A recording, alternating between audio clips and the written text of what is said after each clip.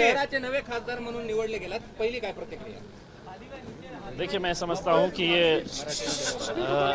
हे औरंगाबादच्या जनतेचा हे विजय आहे. मागच्या अनेक वर्षापासून हे कॅन्डिडेट जो होतं ते जिंकत होतो, पण शहर दर 5 वर्षांनी हारत होतो. अभी ये पहली मर्तबा ऐसा हुआ है कि मैं समझता हूँ कि ये शहर जीता है, और मुझे खुशी इस बात की है कि इतने सालों के बाद ये एक ऐसा इलेक्शन हुआ है जहाँ पर मुझे खुशी इस बात की है कि तमाम समाज, तमाम धर्म, तमाम मज़हब के लोगों ने एक साथ मिलकर मुझे जिस तरह से भारी अक्सरियत से मुझे कामयाब किया है, जिस तरह से मुझे वोटिंग की है, मैं समझता हूँ लोगों को एक बदलाव चाहिए था, और वही बदलाव उन्होंने इस वोटिंग के ज़रिए दिखाया है. उन्होंने अपनी ज़िम्मेदारी निभाई है. अब ये मेरी ज़िम्मेदारी बनती है कि अगले 5 साल मैं इस शहर के लिए मेहनत करूं और कोशिश करूं कि औरंगाबाद शहर की पूरी जनता को साथ में लेकर हम साथ में लेकर चले और इस शहर की तरक्की के लिए हम लोग काम करें. विकासाच्या मुद्द्यावर तुम्ही ही निवडणूक लढवली आहे. आता हे सगळ्यात मोठं आव्हान असणार आहे विकास. कशा पद्धतीने तुम्ही पेलणार आहात?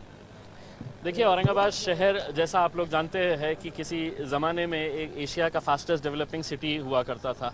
क्या वजह है कि पिछले 20-25 सालों के अंदर ये शहर की पहचान ख़त्म हो गई. अगर इस शहर की पहचान आज अगर है तो कचरे से किया जाता है कि ये शहर कचरे का शहर बन गया है.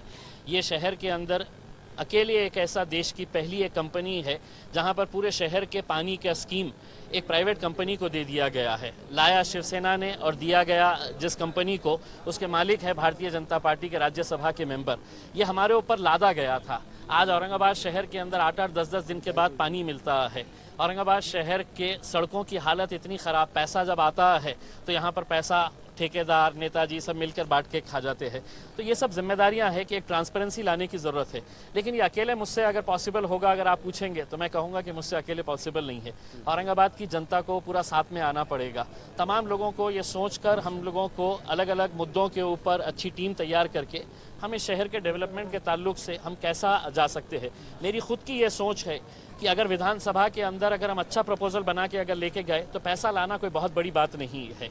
अब मुझे ये मौका मिला है कि हम सेंट्रल गवर्नमेंट के अंदर जा रहे हैं, वहाँ पे भारतीय जनता पार्टी आई है, लेकिन हम अच्छा काम लेकर जाएंगे तो हमें यकीन है कि अच्छे काम की वहाँ पर सुनवाई. तुमच्याकडे मोठ्या अपेक्षेनं आशेनं तुम्हाला निवडून दिलेले आहेत, तरी MIM ने एक जागा लढवली आणि MIM ला हे 100% यश मिळाले असं आपण मानता?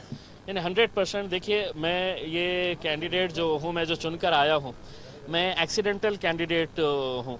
आप लोगों को मालूम होगा कि वंचित बहुजन आघाड़ी और MIM का जब गठबंधन हुआ उसके बाद ये था कि किसी एक कैंडिडेट का नाम डिक्लेयर हुआ, लेकिन हमारा ये कहना था कि औरंगाबाद शहर से आप किसी स्थानिक बंदे को आप टिकट दीजिएगा. और इसके ऊपर चर्चा हुई. मैं धन्यवाद देना चाहता हूँ वंचित बहुजन आघाड़ी के हमारे सर्वेसर्वा प्रकाश अंबेडकर साहब को, हमारे MIM के प्रमुख असद अवैसी साहब को, कि ये दोनों मिलकर इन्होंने जो फैसला लिया कि हाँ हम लड़ेंगे. लेकिन 28 दिनों का टाइम मिला था. 28 दिनों के अंदर हमने खूब मेहनत की, लेकिन उसी की मेहनत का नतीजा है कि आज इतने सालों के बाद हमें ये MP की सीट मिली है. शेवटी औरंगाबाद शहर म्हटलं की धार्मिक हा विषय सातत्याने येत असतो. आता तुम्ही निवडून आलात, कसं आवाहन कराल सगळ्यांना कशा पद्धतीनं, कारण तुम्हाला सगळ्यांनी मतदान केलेलं आहे. देखिए बघा, 2014 मध्ये जेव्हा मी निवडून आलो होतो त्यावेळी पण काही मीडिया हाऊसेसने आणि काही पॉलिटिकल पार्टीजने असा एक संभ्रम तयार केलं होतं की आता MIM जिंकून आलेली आहे, आता खूप त्रास होणार आहे, आता जातीय दंगे होणार आहे. पण मी एक गवाही दिली होती की मी माझ्या शहरात कधीही दंगल होऊ देणार नाही. या शहरा आपलं सगळ्यांचं शहर आहे, आपण सगळं सोबत घेऊन जाणारं हे शहर आहे. मेरा यही कहना है कि हम लोग मैं आप लोगों को औरंगाबाद के MP की हैसियत से ये गवाही देना चाहता हूँ कि मैं रिस्पॉन्सिबल रहूँगा इस शहर की शांति बनाए रखने के लिए, क्योंकि ये शहर अगर शांति अगर रही इस शहर के अंदर तब जाकर ये शहर तरक्की करेगा। आज इंडस्ट्रियल डेवलपमेंट इसलिए नहीं होता, आज टूरिस्ट इसलिए नहीं आते हैं कि यहाँ का सोशल फैब्रिक बिगड़ा हुआ है। मैं चाहूँगा कि हमारे पुराने जो खासदार है चंद्रकांत खैरे साहब, 20 साल का उनका एक्सपीरियंस है, मैं उनको भी साथ में लूँगा। हर्षवर्धन जाधव जो चुनाव लड़ा है मेरे साथ में, बहुत अच्छा चुनाव लड़ा है, एक यंग लड़का है, मैं चाहूँगा उसको भी हम साथ में लेकर, कोई हारना है कोई जीतना है, लेकिन सबका मंशा और सबकी मंजिल एक ही थी कि हमको सबको इस शहर की तरक्की करना है।